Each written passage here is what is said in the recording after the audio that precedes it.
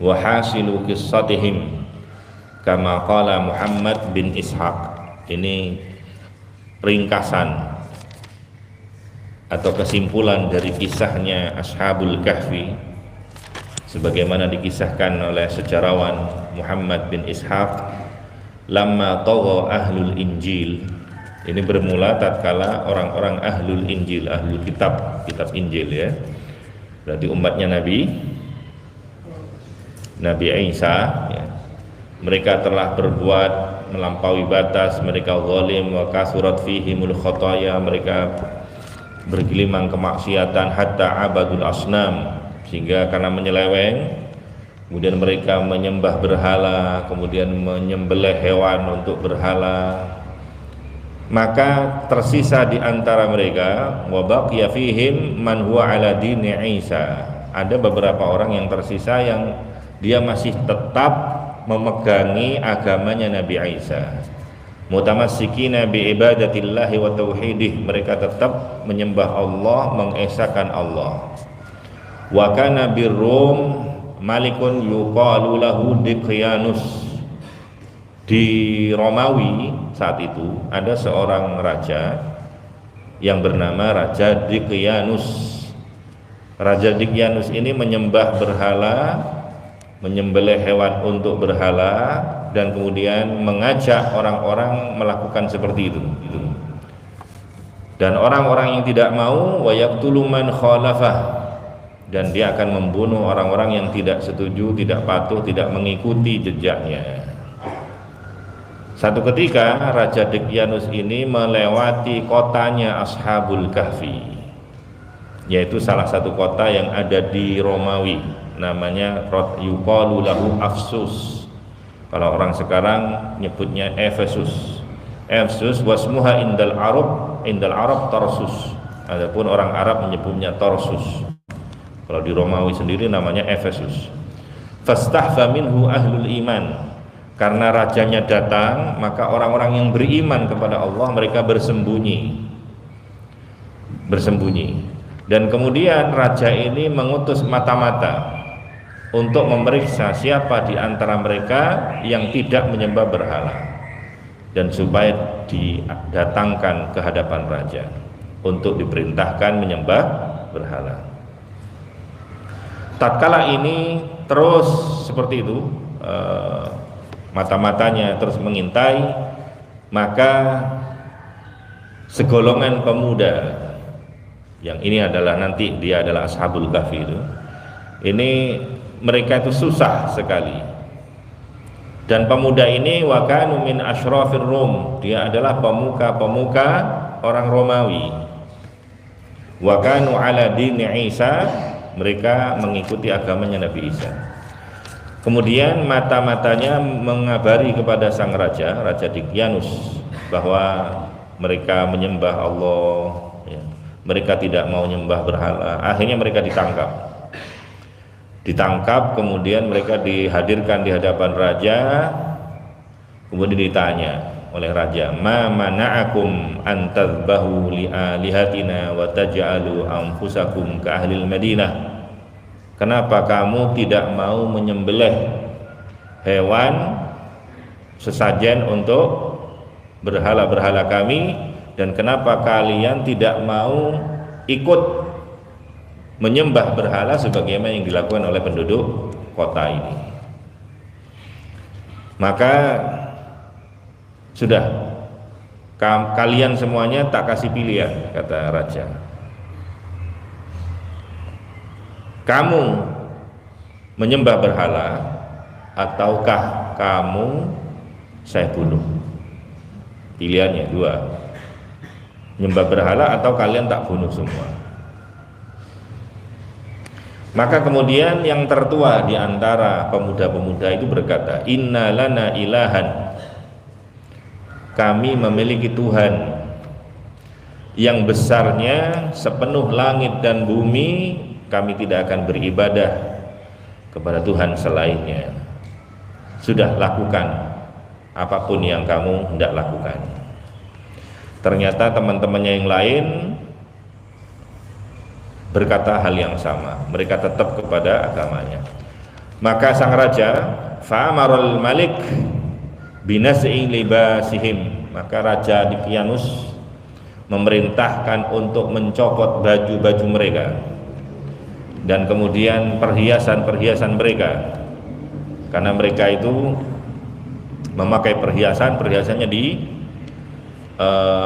diambil, bajunya dilepas, dan ternyata pemuda-pemuda ini adalah pemuda yang ganteng-ganteng, sangat-sangat ganteng ya. Kemudian ada belas kasihan dari sang raja melihat para pemuda ini ganteng-ganteng, mesakne. Memang orang menjadi good looking itu satu privilege ya. Sebagaimana terjadi pada Ashabul Kahfi, maunya dibunuh nggak jadi dibunuh sama rajanya. Rajanya mengatakan, sebetulnya aku ingin membunuh kalian, hanya saja aku melihat kalian masih muda, maka aku tidak ingin membunuh kalian, hanya saja aku memberikan tenggat waktu kepada kalian. Wa inni qad ja'altu lakum ajala, di mana di waktu itu kalian angen-angen, mikir-mikir, siapa tahu kalian nanti akan mencabut pernyataan tadi itu sehingga kalian mau menyembah berhala-berhala. Sudah, lepaskan dia. Raja berkata kepada pengawalnya, lepaskan dia, kita kasih waktu sebulan lagi ya, biar mereka berpikir di waktu itu, siapa tahu mereka mau menyembah berhala. Dilepas. Begitu dilepas, sang raja kemudian mengadakan perjalanan, dia keluar dari kerajaannya untuk beberapa waktu. Selama waktu itu para pemuda ini bermusyawarah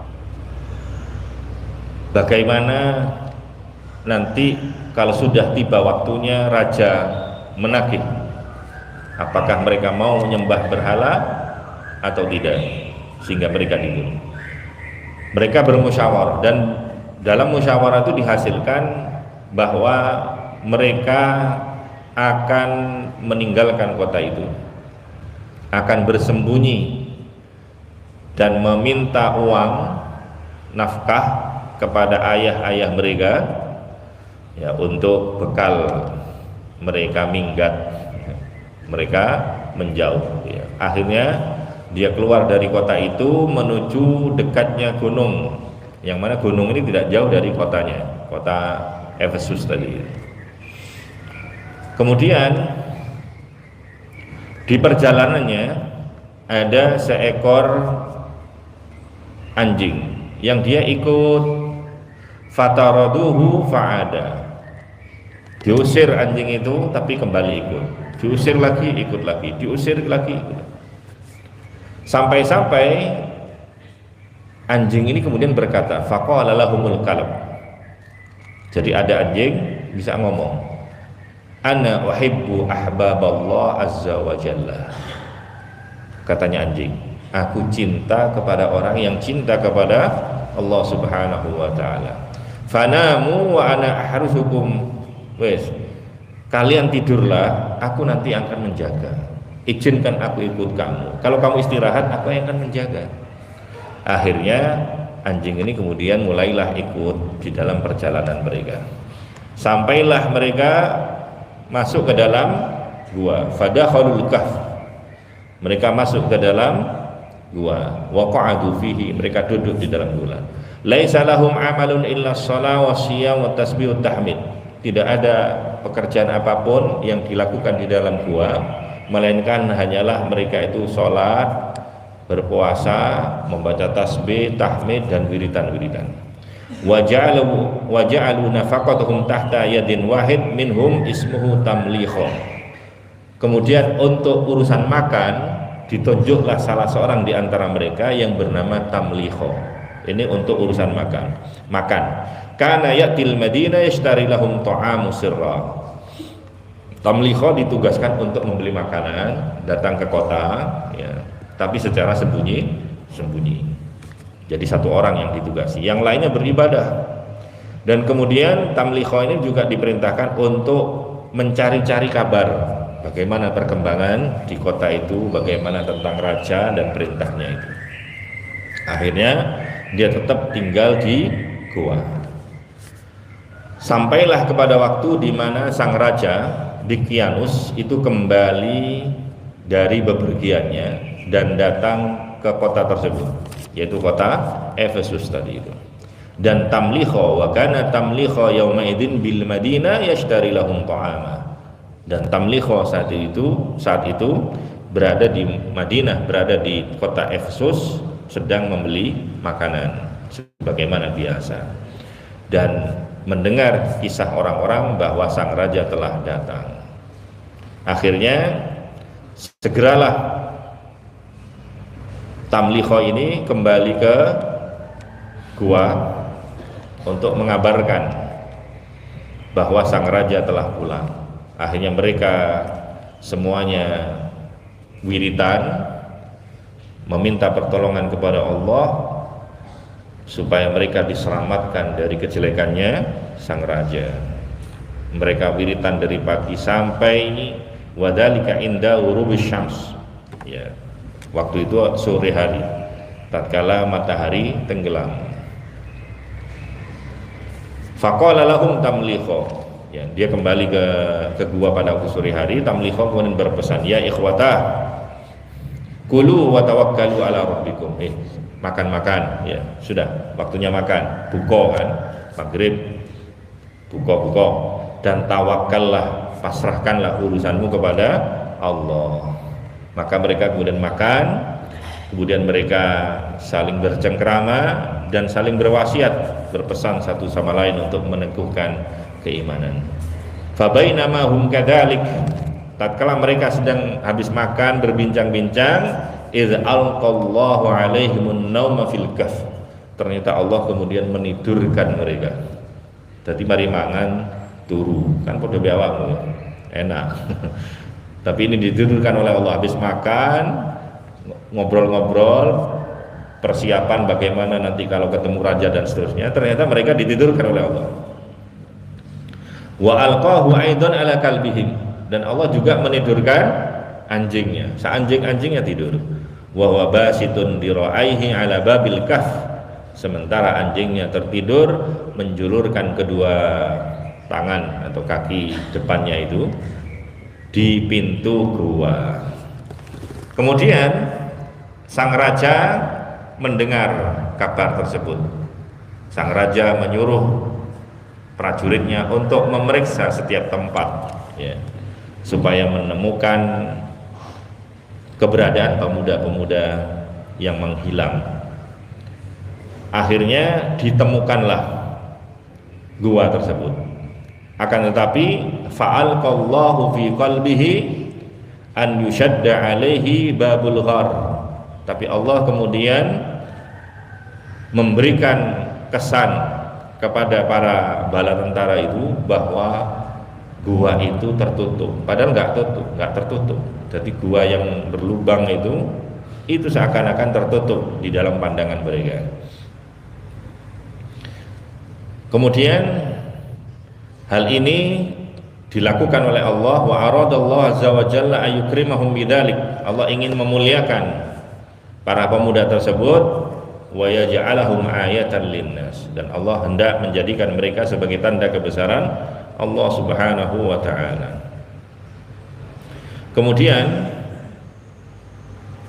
karena tidak ketemu, karena seakan tertutup, akhirnya enggak ketemu di situ, fa'amarul malik bisaddihi. Jadi karena sudah ada kabar bahwa mereka bersembunyi di gua, tapi begitu diperiksa guanya seakan-akan tertutup. Akhirnya raja, karena nggak ketemu pemudanya itu, akhirnya rajanya memerintahkan untuk menutup sekalian, ngecor lubangnya, biar kalau mereka ada di dalam, katanya raja berkata, qala da'uhum fi kahfihim, biarkan mereka ada di dalam gua, yamutuna ju'an wa atasya, mereka biar mati kelaparan kehausan sekalian. Ditor, akhirnya pintu masuk gua itu dicor,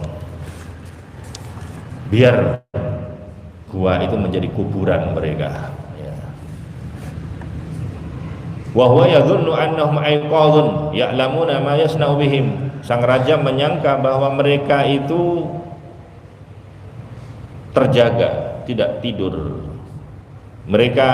Raja menyangka bahwa mereka mengetahui apa yang dilakukan oleh raja, yaitu dicor tadi. Padahal Allah wa qad tawaffallahu arwahahum, padahal Allah lagi mematikan mereka, wafatan naum, dengan mati berupa tidur. Kemudian summa inna rajulaini mu'minaini fi baitil malik Dikyanus yaktumani imanihima. Ada dua orang di kerajaannya atau di istananya Raja Dikyanus yang beriman kepada Allah Subhanahu wa taala.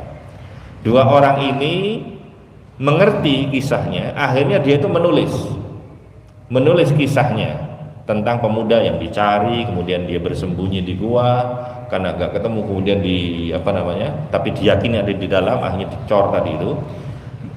Maka dua orang ini menulis ceritanya, menulis kapan menghilangnya pemuda tadi, jumlahnya ada berapa, anaknya siapa, nasabnya, agamanya apa, ya.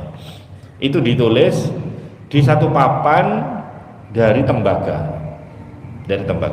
Kemudian dimasukkan ke tabut, masukkan ke peti, dan kemudian peti ini kemudian dimasukkan ke gua yang tadi dicor tadi, dimasukkan ke di antara sela-sela gua itu. Harapannya apa? Harapannya mereka mengatakan, dua orang ini, mudah-mudahan Allah memperlihatkan pemuda-pemuda ini kepada kaum orang-orang yang beriman sebelum nanti tiba hari kiamat, sehingga mereka mengetahui bagaimana kisahnya pemuda-pemuda tadi itu. Artinya dua orang tadi ini menulis sejarahnya, bagaimana pemuda itu kok sampai ada di dalam gua, siapa saja namanya dan seterusnya itu. Seandainya nanti orang-orang setelahnya, berapa tahun lagi, berapa abad lagi, kok ketemu ada tulang belulang mereka ada di situ, mereka tahu sejarahnya. Jadi ditulis di tembaga, dimasukkan peti, kemudian dimasukkan ke gua tadi, di sela-sela gua. Hari berganti hari sampai ternyata Raja Dikyanus ini meninggal. Wa marra ba'dahu sinun wa qurun, sudah berlewat bertahun-tahun, berkurun-kurun, maka kemudian berubahlah raja demi raja, sampailah raja di Efesus itu, ya, di Romawi itu berganti rajulun saleh, seorang pemuda, seorang yang saleh, yuqalu lahu Petrus. Raja namanya Raja Petrus. Ini orang saleh. Kemudian waqtalafan nas alaihi, pada waktu dipimpin oleh Raja Petrus, rakyatnya terbagi menjadi dua. Ada yang percaya sama hari kiamat, ada yang tidak percaya sama hari kiamat. Yang tidak percaya mengatakan, ya lek mati ya mati, mosok kate mati kok rukmen ora ono, mati gitu ya. Akhirnya apa? Raja Petrus ini kemudian berdoa kepada Allah, ya Allah, Engkau mengetahui, Rabbi anta ta'lamu ikhtilafa haula, ya Allah, Engkau mengerti bagaimana perbedaan pendapat di antara mereka. Fab'ats lahum ayatan, kirimkan kepada mereka satu tanda yang menjelaskan kepada mereka bahwasanya kiamat itu akan ada dan kebangkitan orang mati dari kubur itu juga ada. Maka kemudian Allah hendak memperlihatkan kepada mereka tentang kebenaran atau bukti bahwa hari kiamat ada dan kemudian orang mati bisa hidup dan seterusnya, dengan menjelaskan atau menampakkan keberadaan pemuda-pemuda yang ada di dalam gua atau ashabul kahfi. Ya. Akhirnya fa'alqallahu fi qalbi rajulin min ahli tilkan nahiyah ayyahdima dzalikal bina' alladhi ala babil kahfi. Maka kemudian Allah, ya,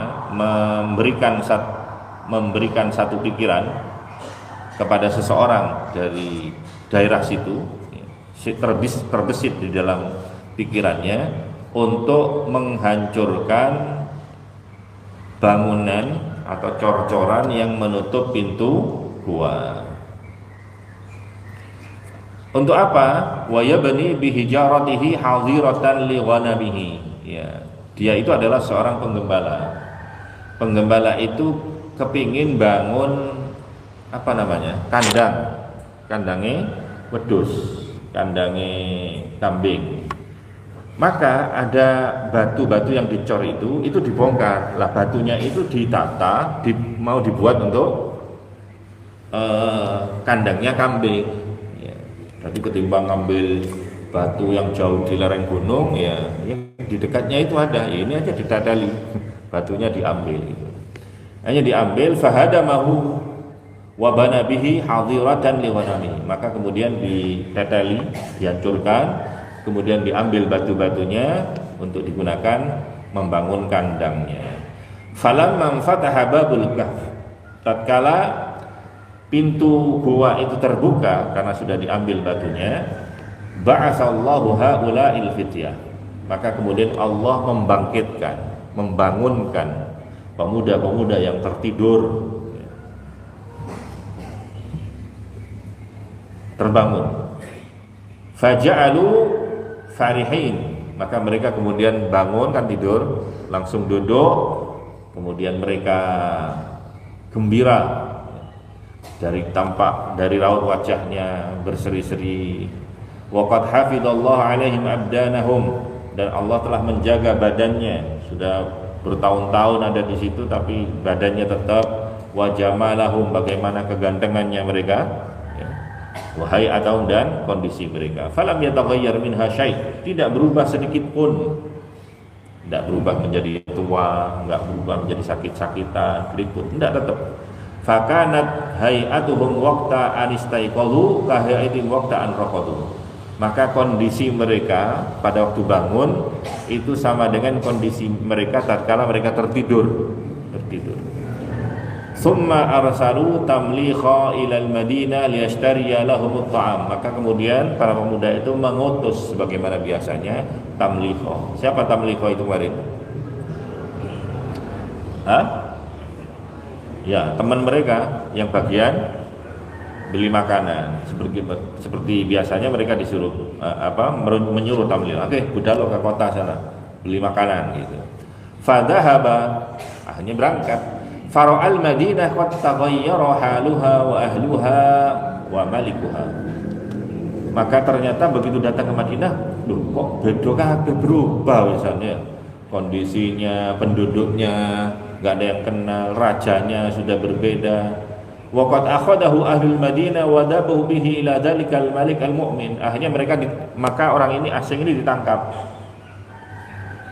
Ya kalau orang zaman berapa ratus tahun yang lalu ya, hidup sekarang ya mungkin bajunya sudah gak model sekarang, potongannya gak model sekarang. Itu mau kapan, apa dari planet lain apa gimana gitu ya. Akhirnya ditangkap, akhirnya dibawa ke raja yang beriman kepada Allah Subhanahu wa taala. Akhirnya begitu ditangkap diinterogasi, kamu dari mana, begini-begini. Fa akhbarahu tamlikha bi qissatihi wa qissati ashabihi. Maka tamlikha itu buka kartu. Dia menceritakan tentang kisahnya Ashabul Kahfi, bagaimana dia sampai ada di gua bersama teman-temannya dan seterusnya. Faqala ba'dul hadirin, orang-orang yang hadir di antaranya berkata, ya qaumi la'alla hadhihi ayatun min ayatillahi ta'ala. Boleh jadi ini adalah ayat yang dikirimkan oleh Allah Subhanahu wa taala, ja'alahu Allahu lakum ala yadi hadal fata, yang dijadikan Allah menjadikan tanda kebangkitan dari kubur, bahwa orang mati bisa hidup lagi. Ini boleh jadi Allah menjadikan tanda itu ada pada pemuda ini. Fantaliqu bina hatta yuriyana ashabah. Ya. Ayo kita berangkat sama orang ini sehingga dia memperlihatkan kepada kita teman-temannya yang katanya ada di gua. Ayo budal. Ya. Akhirnya beberapa orang berangkat ke gua, termasuk pembesar-pembesar raja, wa ma'huma jami'u ahlil Madinah. Ada dua pembesar yang yang ikut dan disertai banyak orang, banyak penduduk. Ya, kabiruhum wa saghiruhum, mau tua mau muda ikut berbondong-bondong datang ke lokasi gua nahwa ashabil kahfi, menuju kepada gua di mana ada ashabul kahfi, liyanzuru ilaihim, supaya mereka melihat langsung. Fa awwalu man dakhala alaihim hadanil azimanil kabiran, ya, maka orang pertama yang masuk dua orang dari pembesar kerajaan. Ada dua orang pembesar kerajaan itu yang masuk pertama kali. Fawajada fi atharil bina tabutan min nuhas. Begitu dia masuk, dia menemukan ada peti. Jadi belum masuk ke dalam guanya, masuk ke gua, baru masuk beberapa langkah menemukan peti. Peti itu begitu dibuka ada lempengan tembaga. Masih ingat kisahnya tembaga kemarin? Ya, yang di situ ada tulisan mengenai sejarah tentang pemuda-pemuda yang tidur. Fafatahahu fawajadu fihi lawhaini min rasasin maktuban fihi ma qissatahum. Maka begitu dibuka petinya, ditemukan dua lembar tembaga yang di situ tertulis. Jadi karena tembaga maka tidak rusak berpuluh-puluh tahun. Kalau ditulis di kertas ya rusak misalnya, sudah lapuk, karena ini dari tembaga. Dibaca tentang kisah mereka. Falamma qara'uhuma ajibu wa hamidullah alladhi arahum ayatan tadullu mal ba'ts. Tatkala mereka membaca dua lembar kisah tadi, maka mereka takjub, terheran-heran, kemudian mereka memuji kepada Allah Subhanahu wa taala sekiranya Allah telah memperlihatkan tanda akan kebenaran kebangkitan orang mati dari kubur. Tsumma arsalu qasidan ila malikihim as-salih Petrus. Kemudian jadi rajanya belum ikut ini, jadi masih dua pembesar. Akhirnya mereka menyuruh orang untuk mendatangi raja agar raja an ajjala bil hudur ilaina, supaya rajanya segera menyusul ke gua supaya bisa melihat bagaimana kondisinya pemuda-pemuda Ashabul Kahfi. Ya, dia mengatakan ajil bil hudur ilaina la'allaka tara hadhil ayah al-ajibah. Raja, cepat-cepat datang ke sini kan, supaya raja bisa melihat langsung tandanya Allah, tanda kebesaran Allah yang begitu mengagumkan. Fa inna fityatan ba'athahumullahu wa ahyahum, sesungguhnya ada beberapa pemuda yang dibangkitkan oleh Allah, dihidupkan oleh Allah Subhanahu wa taala. Wa kana qad tawaffahum 300 sanatin wa aktsar. Karena mereka telah diwafatkan oleh Allah 300 tahun lebih. 300 tahun lebih kemudian dibangunkan lagi. Falamma ja'ahul khabar. Tatkala raja ini mendengar berita ini, dia disuruh untuk segera datang ke gua untuk menyaksikan sendiri tanda Allah. Zahabaham, maka kesusahannya selama ini kemudian menjadi hilang. Dia susah menghadapi kaumnya yang terbagi menjadi dua, karena di antara mereka ada yang tidak percaya tentang kebangkitan dari kubur. Begitu mendengar ada berita pemuda Ashabul Kahfi, maka hilanglah kegalauan raja ini. Wa qala ahmaduka rabbas samawati wal ard, aku memujimu ya Allah, Tuhan pemilik langit dan bumi. Tafaddalta alayya wa rahimtani, Engkau telah memberikan anugerah kepadaku dan Engkau memberikan belas kasih kepadaku. Walam tutfi an-nur alladhi ja'altahu li'abai, dan Engkau tidak memadamkan cahaya yang telah Engkau berikan kepada orang tuaku. Faraqiba wa tawajjaha nahwal kahfi, segera kemudian dia naik kuda menuju arah tempat gua tersebut. Fadakhala alaihim, akhirnya masuk ke dalam gua. Wa fariha bihim, raja ini sangat-sangat senang bertemu dengan pemuda-pemuda. Wa'tanaqahum, dia rangkul. Wa waqafa baina aydihim, dan raja ini berdiri di hadapan para pemuda. Wa hum julusun al-ard, sementara pemuda itu duduk di lantai. Yusabbihuna wa yuhammidunahu, pemuda-pemuda semuanya bertasbih kepada Allah, memuji Allah. Faqalu lahu, maka kemudian tatkala seperti itu didatangi raja, mereka bertasbih, mereka bertahmid, alhamdulillah. Maka kemudian tiba-tiba para pemuda itu berkata kepada raja, nastaudiukallah, selamat tinggal, kan gitu ya. Aku menitipkan mu kepada Allah Subhanahu wa taala. Assalamualaikum warahmatullahi. Assalamualaikum, pamitan ya. Hafidhakallah, semoga Allah menjagamu, wa hafidha mulkaka, mudah-mudahan Allah menjaga kerajaanmu ya. Wa nu'idzuka billahi min syarril insi wal jin, aku mohon pertolongan kepada Allah, perlindungan dari Allah dari kejelekan manusia dan jin. Fa bainamal maliku qa'imun, tatkala raja masih dalam keadaan berdiri, mereka akan duduk semua wiritan itu. Idrajau ila madajihim fanamu, ya, masih berdiri. Maka pemuda yang tadinya duduk kemudian geblak, tidur semua. Wa tawaffallahu anfusahum, dan setelah tidur kemudian diwafatkan sama Allah Subhanahu wa taala. Jadi hidupnya tidak lama setelah ketahuan ini para pemuda itu. Faqamal maliku ilaihim, maka kemudian berdiri menuju mereka. Wa ja'ala thiyabahum alaihim, pakaiannya ditaruh dijadikan kain kafan. Wa amara ayyajala kullu rajulin minhum fi tabutin min dahab, rajanya memerintahkan kepada orang-orang yang hadir itu agar setiap pemuda nanti dimasukkan ke dalam peti emas ya, sebagai kemuliaan untuk mereka. Jadi dimakamkan nanti pakai peti, tapi petinya dari emas. Falamma masya wa nama, ya, tatkala raja ini kemudian pergi, kemudian tidur, atau fi limanamihi, kemudian bermimpi rajanya. Faqalu lahu, dalam mimpinya didatangi oleh ashabul kahfi, pemuda-pemuda mengatakan, wahai raja, inna lam nukhlaq min dahabin wala fiddah, raja, kami ini tidak tercipta dari emas maupun perak, walakinna khuliqna minat turab, kami ini diciptakan oleh Allah dari tanah. Wa inat turab nasiru, dan kami akan kembali kepada tanah. Fatrukna kama kunna fil kahfi ala turab, maka biarkan kami, tolong biarkan kami sebagaimana apa adanya di gua, ya, di atas tanah. Hatta yab'atsana Allahu minhu, sehingga Allah nanti membangkitkan, nanti di hari kiamat membangkitkan kami. Fa amara al-malik inda dzalika bi tabutin min sajin, akhirnya raja kemudian menyuruh untuk mengganti, jangan pakai peti dari emas, tapi peti dari kayu. Sajen itu kayu, kalau sekarang kayu jati, yang awet kan kayu jati. Faja'alu fihi, akhirnya dimasukkan ke peti itu.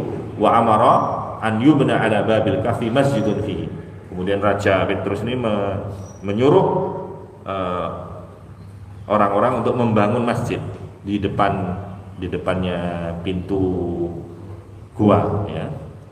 Wa yusaddu bihi babul ghar fala yarahum ahad, ya, kemudian pintunya itu biar ditutup, tapi ditutup dengan masjid sehingga orang-orang tidak bisa melihat mereka, karena itu menjadi kuburan. Wa ja'alahum 'idan 'azima, dan menjadikan hari itu merupakan satu perayaan yang besar. Wa amara ayyuta kullasana, rajanya berpesan kepada rakyatnya untuk mendatangi setiap tahun, datang berziarah ke kuburannya Ashabul Kahfi. Inta